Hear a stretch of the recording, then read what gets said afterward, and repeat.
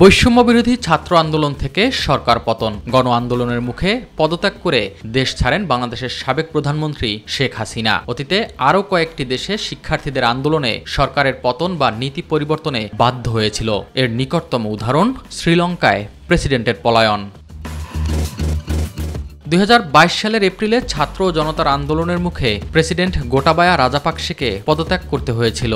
অর্থনৈতিক সংকটের কারণে এই আন্দোলন হয়েছিল দেশটিতে। বিক্ষোভের এক পর্যায়ে বাসভবন থেকে পালিয়ে যেতে বাধ্য হন রাজাপাকসে। প্রেসিডেন্টের বাসভবন দখল করে নেয় ছাত্র জনতা।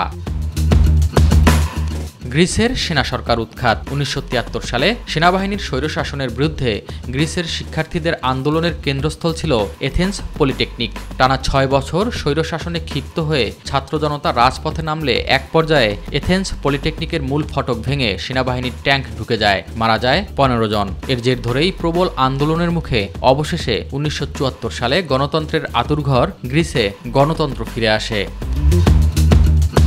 1970-এর যুক্তরাষ্ট্র বিক্ষোভ। ভিয়েতনাম যুদ্ধের বিরুদ্ধে যুক্তরাষ্ট্রে অনেক দিন ধরে বিক্ষোভ চলছিল।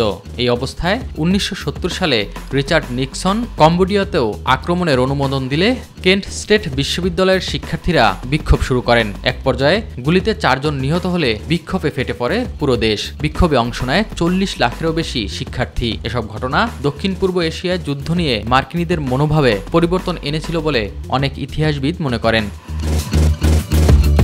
দক্ষিণ আফ্রিকার সোয়েটো বিপ্লব। দক্ষিণ আফ্রিকায় শ্বেতাঙ্গ শাসনের বিরুদ্ধে কয়েক দশক ধরে বিক্ষোভ হয়। 1976 সালে জোহানেসবার্গে সোয়েটো এলাকায়ও আন্দোলন হয়েছিল। 16 জুন শুরু হওয়া বিক্ষোভে কৃষ্ণাঙ্গ শিক্ষার্থীরা আফ্রিকান ভাষায় পড়াশোনা করতে বাধ্য হওয়ার বিরুদ্ধে প্রতিবাদ করে। সরকার কঠোর হাতে আন্দোলন দমালে কয়েকশো মানুষ প্রাণ হারান। ওই ঘটনার আরও 2 দশক পর আপারথাইড বা বর্ণবাদের অবসান হলেও 16 জুন আজও জাতীয় ছুটি হিসেবে পালন করা হয়। ভেলভেট বিপ্লব।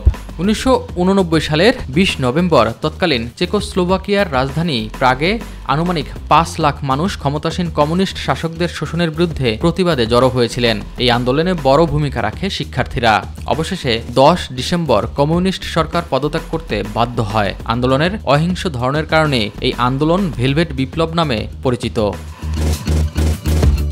এস এম আরিফ, মাই টিভি।